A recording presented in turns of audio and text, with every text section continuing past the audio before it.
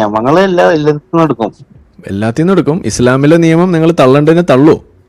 ആ തള്ളും. അതിന് ഓപ്ഷൻ ഉണ്ട്. അങ്ങനെ ഒരു ഓപ്ഷൻ ഉണ്ട് ഇസ്ലാമില്?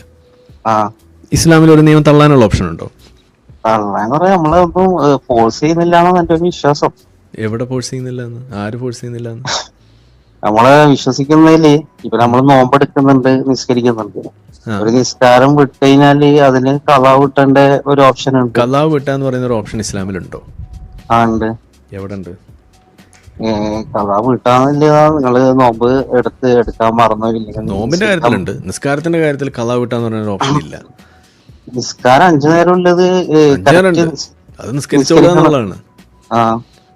അത് ഖളാ വിട്ടാന്ന് പറഞ്ഞിട്ടൊരു ഓപ്ഷൻ ഇല്ല സത്യത്തില്. അതായത് നമ്മള് ഞാൻ കളാവ് വീട്ടണില്ലാന്ന് വിചാരിച്ചോ, അത് അലൗഡ് ആണോ? എനിക്ക് നിസ്കരിക്കണ്ട, അത് അലൗഡ് ആണോ? അല്ല, നിസ്കാരം എന്ന് പറഞ്ഞാൽ ദൈവത്തിനെ നമ്മൾ സ്തുതിക്കുന്ന, ആരാധിക്കുന്നത്. അപ്പൊ പിന്നെ ചോയ്സ് എവിടെ? എന്ത് ചോയ്സ്?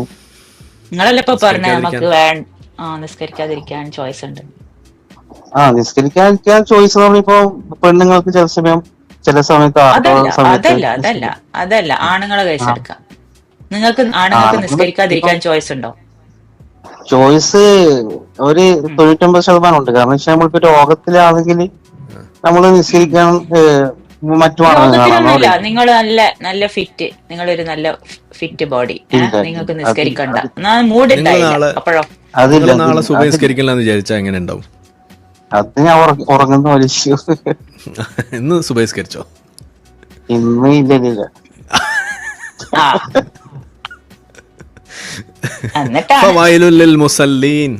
കേട്ടിട്ടില്ല? അങ്ങനെയൊന്നും തോന്നുമ്പോ മെഡിറ്റേഷൻ മാത്രം. മെഡിറ്റേഷനാ? എന്തൊട്ട്? ഹെൽത്തിനും മൈൻഡിനും എല്ലാം ആയിട്ട്. ഹെൽത്തിനും നോമ്പ് അതേപോലെ. അതൊക്കെ എവിടെ പറയണ്?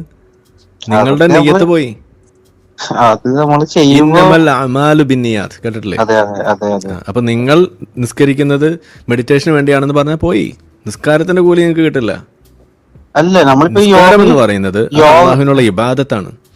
ആ ഇബാദത്ത് എടുക്കുന്നു, അള്ളാഹുവിന് വേണ്ടി നിസ്കരിക്കുന്നു എന്ന ആ ഒരു ഉദ്ദേശത്തിൽ നിയ്യത്തോടുകൂടി നിസ്കരിച്ചാലേ നിങ്ങൾക്ക് അതിന് കൂലി കിട്ടുള്ളൂ.